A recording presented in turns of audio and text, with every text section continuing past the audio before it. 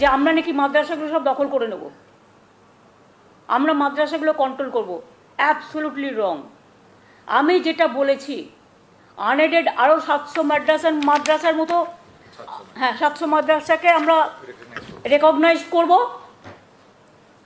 আর একটা মাদ্রাসা আছে যেগুলো হচ্ছে ইসলামিক ধর্ম নিয়ে পড়াশুনো করায়, তারা করতেই পারে, এটা তাদের ফ্রিডম। আমরা সেখানে ইন্টারফেয়ার করব না। এখানে জঙ্গিদের সরকার চলছে, জঙ্গিদের সরকারের মুখ হচ্ছে সিদ্দিকুল্লাহ আর ফিরহাদ হাকিম, আর মুখোশ হচ্ছে মমতা ব্যানার্জি। তৃণমূল নেত্রী এবং রাজ্যের মুখ্যমন্ত্রী মমতা বন্দ্যোপাধ্যায়ের ভয়ঙ্কর তোষণ নীতি, এবং সেই তোষণ নীতির ফলে এই বাংলার মানুষ, এই দেশের মানুষ কতটা বিপদের মধ্যে পড়ে গেছেন সেটা এই বাংলার মানুষকে, পশ্চিমবঙ্গের মানুষকে চোখে আঙুল দিয়ে দেখালেও তাদের বিশ্বাস করানো যায় না। যেমন এই প্রতিবেদনে আমি আপনাদের দেখাবো যে মমতা বন্দ্যোপাধ্যায়ের তোষণ নীতি কোথায় পৌঁছে গেছে, যার জন্য গোটা দেশ বিপদে পড়ে গেছে। তোষণ নীতি, রাজনৈতিক নেতা নেত্রীরা তোষণ করবেন, এটাই আমাদের ভারতবর্ষে, আমাদের পশ্চিমবঙ্গে একেবারে স্বাভাবিক বিষয়। রাজনৈতিক নেতা নেত্রীরা ভোটের জন্য তোষণ করেই থাকেন। কেউ মুসলিম তোষণ করেন, কেউ সংখ্যালঘু নামে খ্রিস্টানদের তোষণ করেন, কেউ এসসি এসটি ওবিসি দলিত তোষণ করেন। এটা আমাদের কাছে একেবারে স্বাভাবিক বিষয়।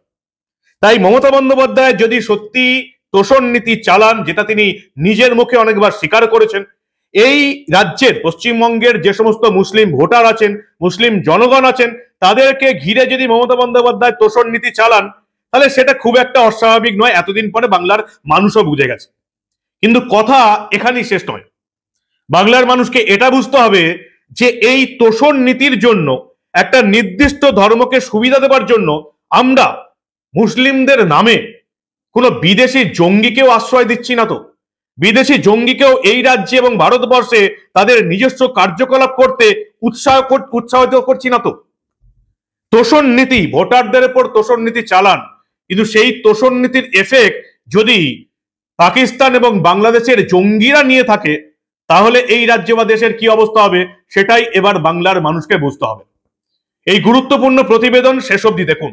আমার মনে হয় না বাংলার কোনো মিডিয়া বা সাংবাদিক এত সহজ ভাষায় ঠিক বাংলার মানুষের চোখের সামনে চোখে আঙুল দিয়ে এটা দেখাতে পারবে না যে ঠিক কিভাবে তোষণ নীতির ফলে রাজ্যের কথা ছাড়ুন, গোটা দেশ বিপদে পড়ে গেছে। এই প্রতিবেদন শেষ অবধি দেখুন। আমি মানব, দা নিউজ বাংলায় আপনাদের স্বাগত জানাচ্ছি।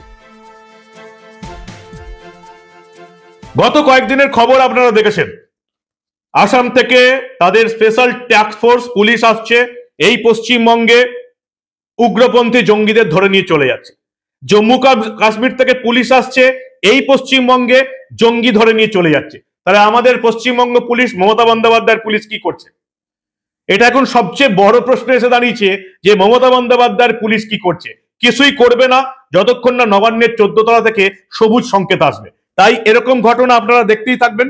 বাংলাদেশি অনুপ্রবেশকারী সন্দেহে পার্ক স্ট্রিট থেকে গ্রেপ্তার এক ব্যক্তি। বাংলার মেন স্ট্রিম মিডিয়া আপনাদের খাইয়ে দেবে শেখ হাসিনার সরকারের পদচ্যুত হওয়ার পর বাংলাদেশে অশান্ত হয়ে গেছে, সেজন্য সেখান থেকে বাংলাদেশিরা নাকি ভারতে চলে আসছে। কিন্তু বাংলাদেশে এখন তো হিন্দুদের উপর অত্যাচার চলছে। তাহলে মুসলিম ধর্মের মানুষরা বাংলাদেশ থেকে কেন পালিয়ে আসবেন? এই প্রশ্নটা এই মেন স্ট্রিম মিডিয়া, যারা বাংলার মানুষকে শুধু খাওয়াতে চায় নবান্নের বিজ্ঞাপন পেয়ে, তারা কোনোদিন জবাব দেবে না। পার্ক স্ট্রিটে একজন বাংলাদেশি অনুপ্রবেশকারী ধরা পড়লো, নাম মোহাম্মদ আবিদুর রহমান। জাল নথি নিয়ে ভারতে প্রবেশ করেছিল, তারপর এই বাংলায় এসে ভোটার কার্ড, আধার কার্ড, প্যান কার্ড সবকিছুই পেয়ে গেছে।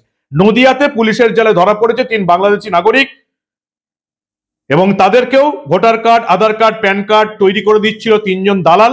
এই 3 জন দালালকেও ধরা পড়ে গেছে। এটা এখন এই রাজ্যের খুব স্বাভাবিক ঘটনা বিভিন্ন জায়গায়। এই যেমন 11 জন বাংলাদেশিকে ধরা হলো কোথা থেকে? বাংলাদেশের খুলনা জেলার কড়িয়া থানা এলাকায় তাদের বাস, তারা সুন্দরবন এলাকায় ধরা হয়েছে। বাঘের সঙ্গে থাকছে এখন এই বাংলাদেশি অনুপ্রবেশকারীরা, যেটা ভারতের ইন্টেলিজেন্স থেকে মমতা বন্দ্যোপাধ্যায় সরকারকে সাবধান করা হয়েছে।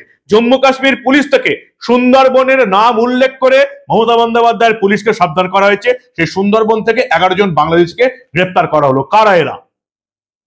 কেউ কিন্তু হিন্দু বাঙালি নয় যে এটা বলা যাবে যে বাংলাদেশে অত্যাচারের ভয়ে পালিয়ে এসছে। তাহলে বাংলাদেশ থেকে মুসলিম ধর্মের মানুষ কেন পালিয়ে আসছে? কেউ প্রশ্ন করে না। বাংলার মেন স্ট্রিম মিডিয়া লিখে দেয় শেখ হাসিনা পদচ্যুত হওয়ার পর ওখানে ঝামেলা চলছে আর সেই জন্যই এখানে চলে এসেছে। 45,000 টাকার বিনিময়ে দালালদের দিয়েছে, বিএসএফ এর চোখে ধুলো দিয়ে এখানে ঢুকে পড়েছে। 2-1 দিনের মধ্যেই আধার কার্ড, প্যান কার্ড এদের হয়ে যেত। বালুরঘাট থেকে সীমান্ত পেরিয়ে বাংলাদেশি অনুপ্রবেশকারী গ্রেপ্তার। কি নাম? মহাসিন মন্ডল। কেন এসছে কেউ জানে না। বাংলার নওগাঁ বাড়ি। মোক্তার মন্ডল জাল পাসপোর্ট কাণ্ডে তার সঙ্গে জড়িত ছিল। এই হচ্ছে এখনকার স্বাভাবিক বিষয়। এগুলো তো স্বাভাবিক বিষয় গেল, অস্বাভাবিক বিষয় কি সেটাও এবার শুনুন। এই যে খারিজি মাদ্রাসা খুলেছিল হরিহরপাড়া, মুর্শিদাবাদ, বারুইপাড়া হাটের মোড়ে ঘর ভাড়া নিয়ে, এই আব্বাস এবং তার সঙ্গী মিনারুল শেখ, যাদেরকে আসাম পুলিশ, আসাম রাইফেলস এখান থেকে গ্রেপ্তার করে নিয়ে গেছে। খারিজি মাদ্রাসা খুলেছিল। খারিজি মাদ্রাসাটা কি? অনুমোদনহীন মাদ্রাসা, যেখানে সরকার অনুমোদন দেয় না। এর সংখ্যা পশ্চিমবঙ্গে কত? একটা হিসেব পাওয়া গেছিল বাম আমলের শেষের সময়, যেটা তৃণমূলের নেতারা এখনো বলেন। তৃণমূলের বিধায়ক হুমায়ুন কবিরও বলেছেন অনেকবার সাক্ষাৎকারে, 2011-তে এই পশ্চিমবঙ্গে অনুমোদন ছাড়া খারিজি মাদ্রাসা, যেটা সরকারের অনুমোদন নেই, তেমন সংখ্যাটা ছিল 11,000। 11 থেকে 24, এই 13 বছরের সংখ্যাটা কত হাজারে কে দিয়ে দাঁড়িয়েছে কেউ জানে না। কেউ জানে না। এই খারিজি মাদ্রাসাগুলোতে জঙ্গিদের ট্রেনিং হয়, স্লিপার সেল তৈরি হয়। এই যেমন এই যে হরিহরপাড়া থেকে যাকে ধরা হলো আব্বাস এবং মিনারুল শেখ, যাদেরকে আসাম রাইফেলস ধরলো, ওখানে কি পড়ানো হতো? ওখানে পড়ানো হতো একেবারে কিভাবে বোমা তৈরি করা যাবে, কিভাবে স্লিপার সেল হতে হবে। সেখানে কার জীবনী পড়া হতো? এবিটি, আনসারুল্লাহ বাংলা টিম, অর্থাৎ আল কায়দার যে বাংলা শাখা, তার যিনি প্রধান, সেই জসিমউদ্দিন রহমানির যে নির্দেশ, তার ভাষণ, সেগুলো দেখানো হতো এবং পড়ানো হতো। মমতা বন্দ্যোপাধ্যায় 2023 সালে নবান্নে বসে এই খারিজি মাদ্রাসাগুলো নিয়ে বলেছিলেন। একবারও তিনি বলেননি যে এই খারিজি মাদ্রাসাগুলো, যেগুলো সরকারের অনুমোদন নেই, সেগুলো বন্ধ করতে হবে। বুদ্ধদেব ভট্টাচার্য, বাংলার প্রাক্তন মুখ্যমন্ত্রী, একবার বলেছিলেন 24 ঘন্টার মধ্যে দলের চাপে তাকে পাল্টি খেতে বাধ্য হয়েছিল। মমতা বন্দ্যোপাধ্যায় নবান্নে বসে ঠিক 1 বছর আগে এই খারিজি মাদ্রাসা নিয়ে ভয়ঙ্কর কথা বলেছিলেন। আপনারা নিজের চোখে দেখুন, শুনুন। আমি জানি না এভাবে চোখে আঙ্গুল দিয়ে দেখানোর পরেও আপনাদের চৈতন্য হবে কিনা। আমার কাজটা আমি করে যাই, দেখুন আপনারা। যে আমরা নাকি মাদ্রাসাগুলো সব দখল করে নেব, আমরা মাদ্রাসাগুলো কন্ট্রোল করব, অ্যাবসলিউটলি রং। আমি যেটা বলেছি, আনএডেড আরও 700 মাদ্রাসার মতো, হ্যাঁ 700 মাদ্রাসাকে আমরা রেকগনাইজ করব। আর একটা মাদ্রাসা আছে যেগুলো হচ্ছে ইসলামিক ধর্ম নিয়ে পড়াশুনো করায়, তারা করতেই পারে, এটা তাদের ফ্রিডম। আমরা সেখানে ইন্টারফেয়ার করব না, কিন্তু আমরা তাদের কি পড়ানো হবে, কি ড্রেস হবে, তারা কি করে মাস্টার জোগাড় করবেন, এটা তাদের ব্যাপার, স্বাধীনতা। আমরা কারো স্বাধীনতা হস্তক্ষেপ করতে চাই না। আমরা যেটা বলেছি সেটা হচ্ছে আপনারা নিজেদের মতো করে চালান, কিন্তু আমরা একটা সার্ভে করব। যারা যারা ইন্টারেস্টেড নয়, আমাদের কিছু বলার নেই, এটা গণতন্ত্রের যুগ। যারা যারা ইন্টারেস্টেড, তাদের মাদ্রাসাটাকে রেজিস্টার করবার জন্য গভর্নমেন্টের খাতায় তাদের আমরা রেজিস্টার করার একটা সুযোগ দেবো। এর বেনিফিট কেন বলছি আপনাদের, সুযোগ দেবো এই কারণে যে আজকে যে মাদ্রাসাগুলো অ্যাফিলিয়েটেড নয় বা সরকারের রেজিস্ট্রিকৃত নয়, সেখানে অনেক স্টুডেন্টরা আছে ভালো পড়াশুনো করে, যে কেউ যে কোনো সাবজেক্ট নিয়ে পড়তেই পারে। সেখানে ছাত্রছাত্রীরা যারা আছে তারা কিন্তু এই কন্যাশ্রীর বেনিফিট বা সবুজ সাথীর বেনিফিট বা স্মার্টফোনের বেনিফিট এই সবগুলো পায় না, বা স্বামী বিবেকানন্দ স্কলারশিপের বেনিফিট বা ঐক্যশ্রী। এই মাদ্রাসাগুলো যে রেজিস্টার করে তার নামগুলো আমরা সার্ভে করে দেখব, তাহলে আমরা তাদের যেটা করব সেটা হচ্ছে তাদের ছাত্রছাত্রীরা, অন্য সাধারণ ছাত্রছাত্রীরা যে ক্যাটাগরিতে গভর্নমেন্টের থেকে যা যা সুযোগ সুবিধা পায়, সেটা যাতে তারা পেতে পারে, এইটাই আমাদের উদ্দেশ্য। অর্থাৎ ক্লাস 9-এ উঠলে ওদের মাদ্রাসা, হাই মাদ্রাসা, নানা রকম বলা হয়, এগুলোকে খারেজি মাদ্রাসা বলা হয় স্পেশালি। সেই জন্য তারা যদি করেন রেজিস্ট্রি, মানে রেজিস্টার, তাদের স্বাধীনতা এটা, আমরা কোনোটা ইন্টারফেয়ার করছি না এবং আমরা নিজেরা কিছু করবো না এ ব্যাপারে। মমতা বন্দ্যোপাধ্যায় বলছেন এদিকে আমরা অনুমোদন দেবো। একটা কথা আপনি ভাবুন, আপনি যদি হিন্দু ধর্মের মানুষ হন, আপনি নিজের পাড়ায় একটা স্কুল খুলতে পারবেন অনুমোদন ছাড়া? সেই স্কুলটা খুলে হিন্দু ধর্ম সম্পর্কে পড়াতে পারবেন একটা অনুমোদন ছাড়া? মমতা বন্দ্যোপাধ্যায় কি সহজেই বলে দিলেন যে এই খারিজি মাদ্রাসাগুলো আছে, এখানে মুসলিম ধর্মের পড়াশোনা করা হয়, আমরা এখানে কোনো কন্ট্রোল করব না। যেগুলো হিন্দু ধর্মের কেউ যদি স্কুল খোলে, যে স্কুল বন্ধ করে দেওয়া হবে কয়েক ঘন্টার মধ্যে, সেই স্কুল যদি মুসলিম ধর্মের কেউ খোলে কেন বন্ধ করে দেওয়া হবে না? মমতা বন্দ্যোপাধ্যায় এগুলোকে অনুমোদন দিতে চান। অনুমোদন দিলে মানে কি? মানে স্কুলটা রেজিস্ট্রি হলো সরকারি খাতায়, সরকার সেখানে স্কুলের শিক্ষকদের মাইনে দেবে, কন্যাশ্রী সাইকেল দেবে, সবুজ সাথী সাইকেল দেবে, কন্যাশ্রী দেবে, কিন্তু তবু এরা অনুমোদন নিতে চায় না। ভাবুন, সরকার আর্থিক সাহায্য দেবে, শিক্ষকদের মাইনে দেবে, কন্যাশ্রী, সবুজ সাথী সাইকেল সবকিছু দেবে, সুবিধা পাবে মুসলিম ধর্মের ছাত্রছাত্রীরা, তবু এরা কেন সরকারি অনুমোদন নিতে চায় না? এই প্রশ্নটা মমতা বন্দ্যোপাধ্যায়ের কাছে কোনো উত্তর নেই। ভারতের ইন্টেলিজেন্সে কাজ করে আসা ন্যাশনাল সিকিউরিটি গার্ড এনএসজি কর্তা প্রাক্তন দীপাঞ্জন চক্রবর্তী এই নিয়ে কি বলছেন আপনাদের চোখ খুলে দেওয়ার পক্ষে যথেষ্ট। কি বলছেন দীপাঞ্জন চক্রবর্তী, শুনুন ভালো করে। মাদ্রাসা যেটা সেটা ওই আরবিক ল্যাঙ্গুয়েজে ইসলামিক ধর্ম, বিশেষ করে ধর্ম বেসিসে শিক্ষাটা দেওয়া হয়। সে মাদ্রাসা নিয়ে আমার খুব একটা বক্তব্য নেই, কিন্তু মাদ্রাসার নাম করে যে খারিজি মাদ্রাসা চলছে সেটা মানুষকে বুঝতে হবে। খারিজি মাদ্রাসা সম্পূর্ণভাবে প্রশাসন, সরকার এবং শিক্ষা দপ্তরের অনুমোদন ব্যতীত বিনা সিলেবাসের কতগুলো মাদ্রাসা আছে। এই যে খারিজি মাদ্রাসা বেআইনি বলা যেতে পারে। তো খারিজি মাদ্রাসা আপনি যদি উদাহরণ দিয়ে বলতে চান, যেমন চাষের ক্ষেত্রে বীজ ধান বা বীজতলা যেটা হয়, যেখানে বীজ ধান বপন করা হয়, জমি তৈরি করা হয়, খারিজি মাদ্রাসা হচ্ছে তাই। এবং যেখানে সন্ত্রাসবাদের বীজ বপন করা হয়, জিহাদের বীজ বপন করা হয়। এই কয়েকদিন আগে তৃণমূল বিধায়ক হুমায়ুন কবির টিভি চ্যানেলে সাক্ষাৎকারে বলেছেন যে 2011 অবধি বাংলাতে 10,000 খারিজি মাদ্রাসা ছিল, বেআইনি মাদ্রাসা। আপনার মনে আছে 2002-03-এ সম্ভবত তৎকালীন মুখ্যমন্ত্রী বুদ্ধদেব ভট্টাচার্য ওই খারিজি মাদ্রাসা বন্ধ করে দেওয়ার ব্যাপারে কিছু কথা বলেছিলেন। একদম, তারপরে অবশ্য দলের চাপে পিছিয়েও আছেন তিনি। 24 ঘন্টার মধ্যে তিনি ডিগবাজি খান এবং সেই ট্র্যাডিশন এখনো চলছে। এবার 2011-তে যদি 10,000 হয় তৃণমূল বিধায়কের কথা অনুযায়ী, এবং এটাও স্বীকার করেছেন যে 2024-এ সেটার সংখ্যা বহুগুণ বেড়ে গেছে, আমি ধরে নিলাম 15,000। এবার 15,000 খারিজি মাদ্রাসা যেখানে সম্পূর্ণ বেআইনি ভাবে সিলেবাস বহির্ভূত, সিলেবাস বলে কিছু নেই, অনুমোদিত সিলেবাস বলে কিছু নেই, সেখানে যদি সন্ত্রাসবাদের চাষ হয়, আমি যদি এক একটা খারিজি মাদ্রাসাতে 10 বছরে 3টে করেও যদি আমি জিহাদি মনে করি, যেখানে র্যাডিকালাইজেশন হয় এবং জিহাদি তৈরি হয়, তাহলে কিন্তু বাংলায় এই মুহূর্তে 45,000 ব্রেন ওয়াশ স্লিপার সেলের সদস্য জিহাদি রয়েছে। এটা ভয়ঙ্কর। হ্যাঁ, এই ভয়ঙ্কর ব্যাপারটা বাংলার মানুষ বুঝতে চাইছে না, কিন্তু তার পরিণতি বাংলার মানুষ দেখবে যে পশ্চিমবঙ্গ অদূর ভবিষ্যতে সিরিয়া, প্যালেস্টাইন বা ইরাক হতে চলেছে। এর ফান্ডিংটা তো বাইরে থেকে আসছে, মধ্যপ্রাচ্যের দেশগুলো থেকে আসছে, পাকিস্তানের ISI সরাসরি দিচ্ছে বা তার মাধ্যমে টেরোরিস্ট অর্গানাইজেশন গুলো ফান্ডিং করছে।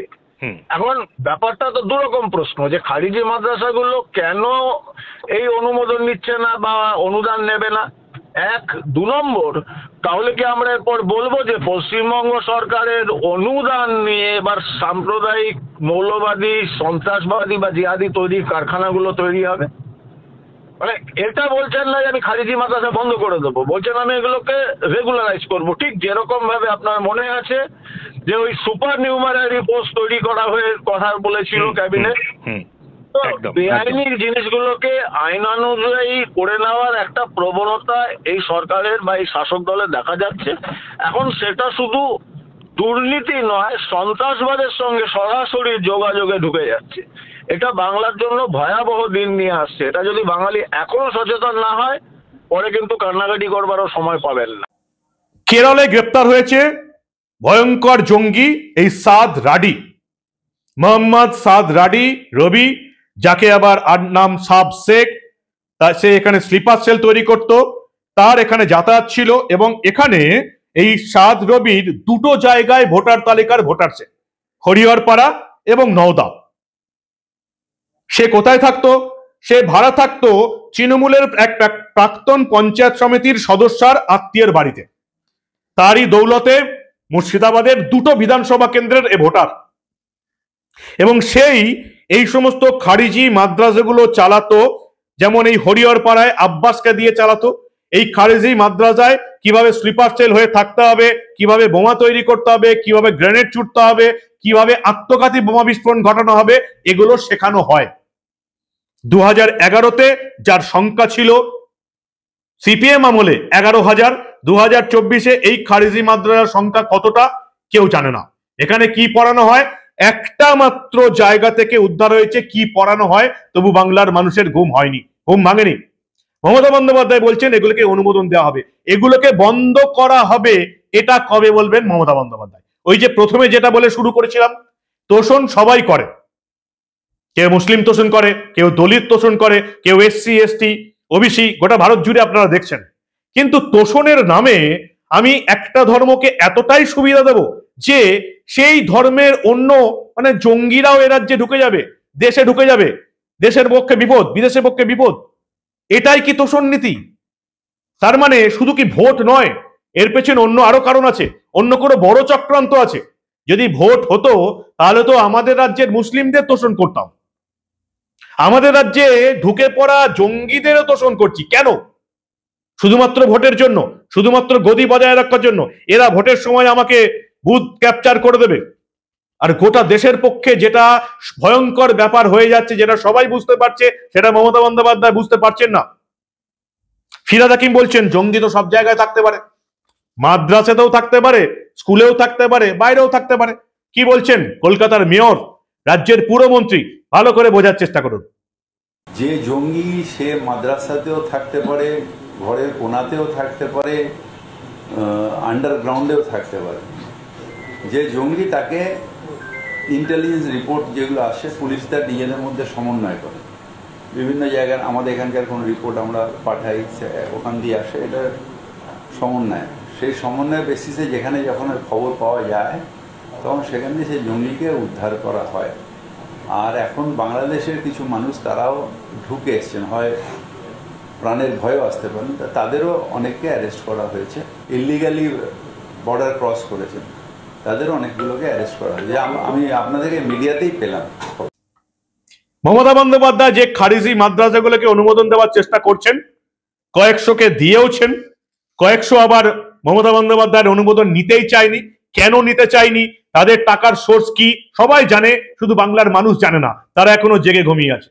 এই যে মোহাম্মদ সাদ রবি ওরফে সাব শেখ, যে এখানে এসে স্লিপার তৈরিতে মন দিয়েছে, আব্বাস মিনারুলকে দিয়ে যে খারিজি মাদ্রাসা খুলছে একের পর এক, তাদের যে মোবাইলগুলো উদ্ধার করা হয়েছে সেখানে কিভাবে বোমা তৈরি করা যাবে, কিভাবে গ্রেনেড তৈরি করা যাবে, এই এবিটির প্রধান আনসারুল্লাহ, বাংলা টিমের প্রধান জসিমউদ্দিন রহমানের বার্তা কিভাবে মুসলিম সমাজের এই কিশোরদের শুনিয়ে ব্রেন ওয়াশ করা যাবে, এটা চালানো হচ্ছে খারিজি মাদ্রাসাতে। সবাই জানে, মমতা বন্দ্যোপাধ্যায়ের পুলিশ প্রশাসন জানে না।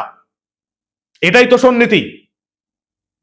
আমার তো মনে হচ্ছে না এখন আর এই কাণ্ডের পর শুধুমাত্র ভোটের জন্যই এ তোষণ নীতি চলছে, এটা এখন আর মনে হচ্ছে না। সিদ্দিকুল্লাহ চৌধুরী, মমতা বন্দ্যোপাধ্যায়ের আর এক বিধায়ক, তার দলের অন্যতম গুরুত্বপূর্ণ নেতা, কি বলছেন বোঝার চেষ্টা করুন আপনারা। মাদ্রাসার আরবি শব্দ, যেখানে যাকে বাংলায় বলে পাঠশালা। স্কুল বললে সমস্যা নেই, হ্যাঁ, আপনার ইউনিভার্সিটি বললে সমস্যা নেই। এ ক্রিয়েটেড। অলিখিত বলতে সেটা কার দায়িত্ব? লিখিত আর অলিখিতর কি আছে? কেউ যদি শিক্ষা প্রতিষ্ঠান করে এবং সে নিজের জায়গায় ভালোভাবে করতে পারলে ভালো। কেউ কেন কি বলতে হলে আমরা সন্ত্রাসের মুখ, ও নাক দিয়ে মুখ ঘষে দেওয়া দরকার তাদের। মমতা বন্দ্যোপাধ্যায় বলছেন আমি জানি এই খারিজি মাদ্রাসাগুলোতে ধর্মীয় শিক্ষা দেওয়া হয়, এই নিয়ে আমাদের কিছু বলার নেই, এরা ইসলামিক প্রতিষ্ঠান, এরা শিক্ষা দেয়। যে কোনো হিন্দু এই রাজ্যে এই ধরনের ধর্মীয় স্কুল কি খুলতে পারবে? যে কোনো হিন্দু এই রাজ্যে এরকম ধর্মীয় স্কুল খোলে হিন্দু বাচ্চাদের কি এভাবে ধর্মের ট্রেনিং দিতে পারবে? পুলিশ প্রশাসন কিছু বলবে না তো? আপনারা নিশ্চিত? শুভেন্দু অধিকারী কি বলছেন রাজ্য সরকার এবং মমতা বন্দ্যোপাধ্যায়কে নিয়ে? বারবার তিনি যেটা বলে বাংলার মানুষের চোখ খোলার চেষ্টা করছেন, দেখুন আপনারা। এখানে জঙ্গিদের সরকার চলছে, জঙ্গিদের সরকারের মুখ হচ্ছে সিদ্দিকুল্লাহ আর ফিরহাদ হাকিম, আর মুখোশ হচ্ছে মমতা ব্যানার্জি। আজকে ভারতবর্ষে যত এই ধরনের বিচ্ছিন্নতাবাদী ঘটনা ঘটে তার সেফ জোন এইটা। এটা সিপিএম করতো, মমতা ব্যানার্জি করছে। মমতা ব্যানার্জি নিজে দেশ বিরোধী কাজের সঙ্গে যুক্ত সরাসরি। এই রাজ্যটাকে তো মুক্তাঞ্চলে পরিণত করেছে কিছুটা সিপিএম আগের সময়, পরবর্তীকালে এরা। কতবার প্রমাণ হয়েছে এই রাজ্যে যে সরকার আছে, এই সরকার ভোট ব্যাংকের জন্য, তুষ্টিকরণের জন্য, হাই অ্যাপেজমেন্ট পলিটিক্স করার জন্য এখানে জঙ্গিদেরকে মদত করছে এবং রাজ্যসভায় পাঠায় সিমিল লোককে। পিএফআইর প্যারেডে ফরাক্কা টিএমসির এমএলএ যোগদান করে। তার বাইরেও এবারের লোকসভা নির্বাচনে তৃণমূলের প্রার্থী তালিকায় এমন একজন ছিল যার সঙ্গে এই ধরনের গোষ্ঠীর সঙ্গে যোগাযোগ আছে এবং তাদের অর্গানাইজেশনে বাইরের থেকে টাকা আসে, সেসব প্রমাণও আমাদের কাছে আছে। এই মুহূর্তে শেখ হাসিনা সরকারের পতনের পর বাংলাদেশে আপনারা জানেন 20টা জঙ্গি সংগঠন আবার নতুন করে অ্যাক্টিভ হয়েছে।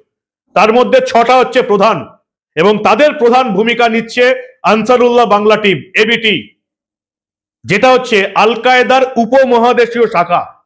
এবং সেই আল কায়দা জঙ্গি আমাদের বাংলায় ধরা পড়ছে, কেরলে ধরা পড়ছে।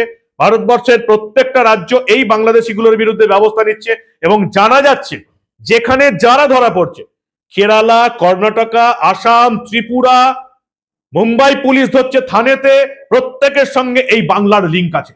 এই বাংলায় গত 10-12 বছর ধরে প্রত্যেককে ভোটার কার্ড, আধার কার্ড তৈরি করে দিয়েছে তৃণমূলের নেতারা, এটা পরিষ্কার হয়ে গেছে।